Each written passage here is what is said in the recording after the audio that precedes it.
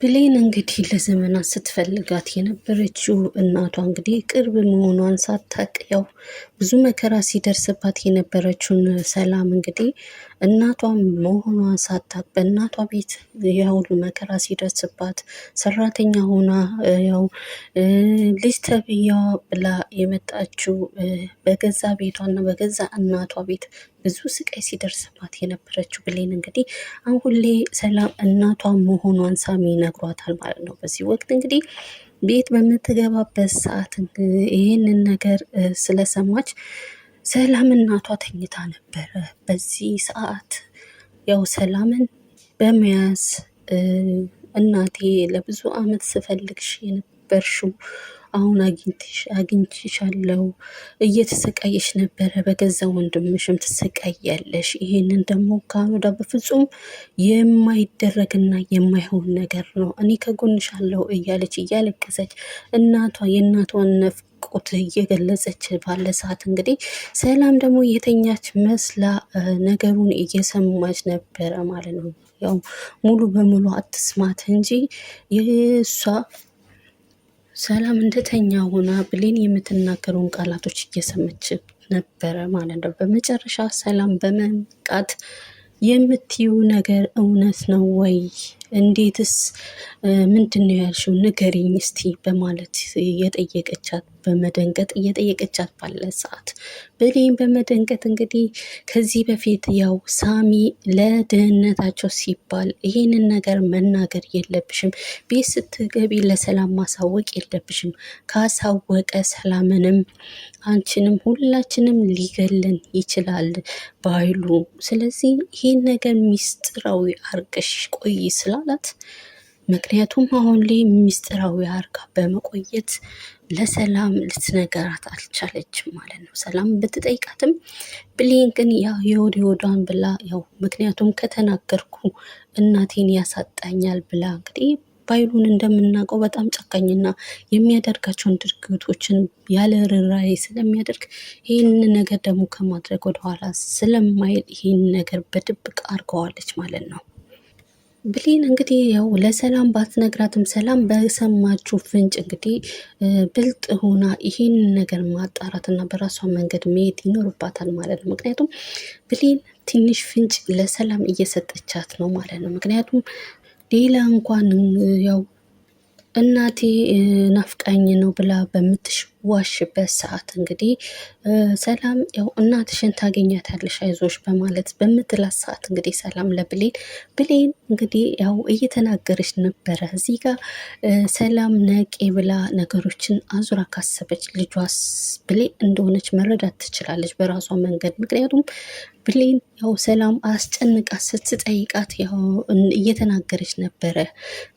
ከአጠገቤ ነው ያለችው፣ አገኛታለሁ፣ እሷም ቅርቤ ነች እናቴ፣ ነገሮች የማይመቹ ነገሮች ስለያዘኝ እንጂ እናቴ አጠገቤ ነች እያለች እያወራቻት ነበረ ማለት ነው። በዚህ ነገር እንግዲህ ሰላም ነገሮችን ዞር ብላ ብታስብ ብሌን ልጇ መሆኗን በራሷ መንገድ ማወቅ ትችላለች ማለት ነው።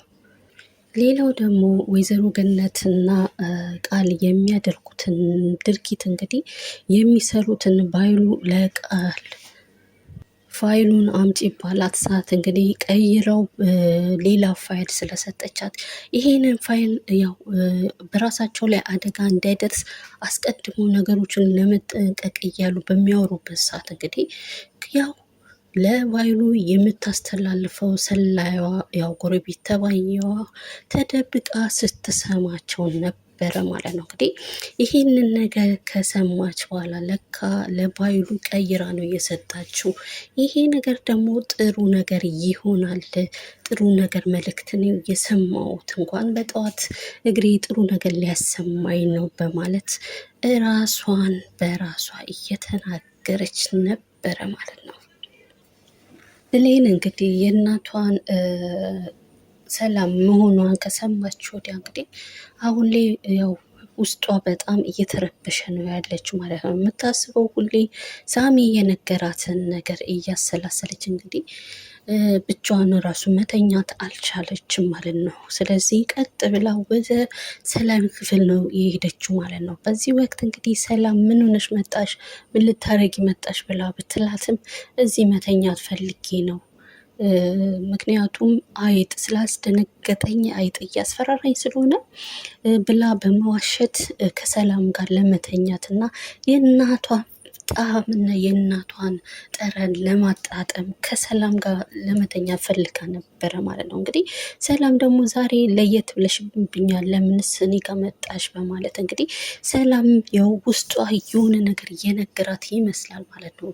ምክንያቱም ለብሌን ያላት አሁን ላይ በጣም የሚገርም ፍቅር ነው እየሰጠቻት ያለች። ሁለቱም እንግዲህ ተዋውቀዋል ማለት ነው። በሰላም በመንፈስ ልጇ እንደሆነች እያወቀች ነው።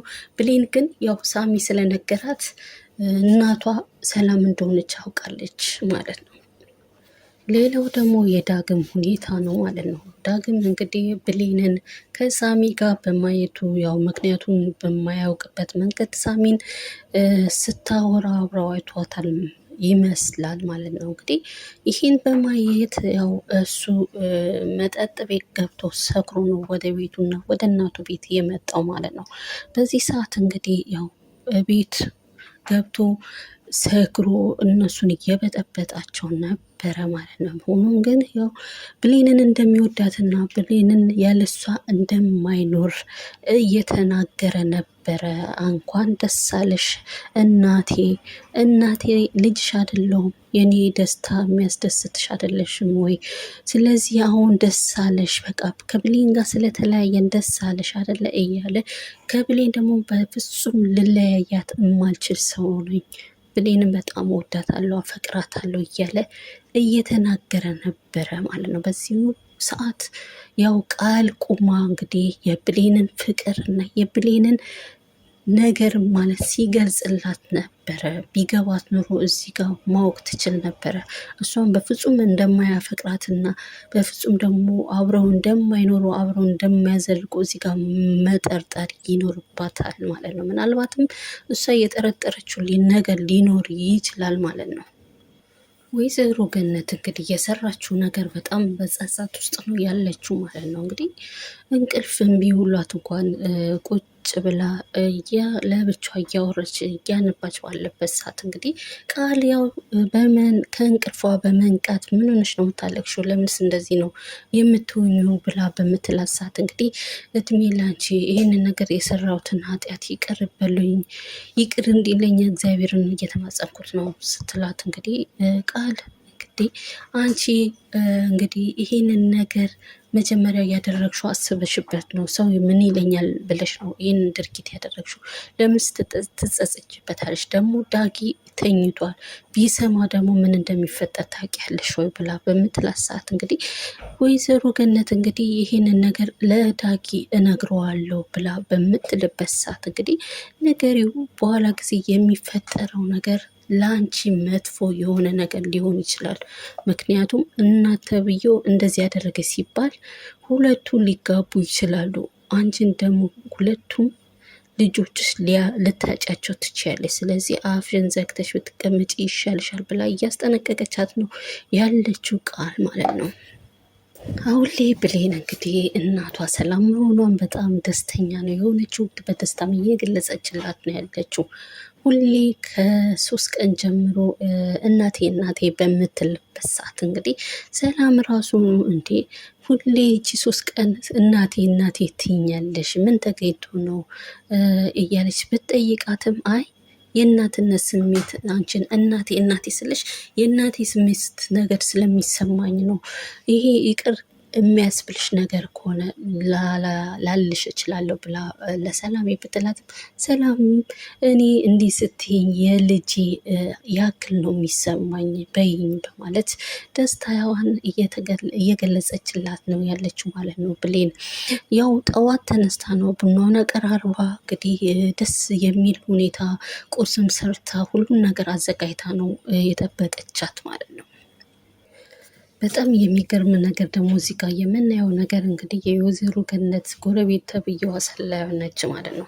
ለሰው ደንታም ያሌላት ሴትዮ እንግዲህ ምንም ነገር ያው ቃል ያደረገችውን ድርጊት ለባይሉ በምትነግራት ሰዓት እንግዲህ ባይሉ በመናደድ ይህን ድርጊት አደረገች እንዴ በማለት እገላታለሁ በሚልበት ሰዓት እንግዲህ በጣም የሚናገር ነገር የሚገርም ነገር ነው። ከህሊናዋ ከአይምሯ ከአፏ እየወጣው ማለት ነው። የሰው ልጅ ይህን ያህል ማለት ነው ግደላት፣ ለገንዘብ ማለት ነው፣ ለገንዘብ ግደላት።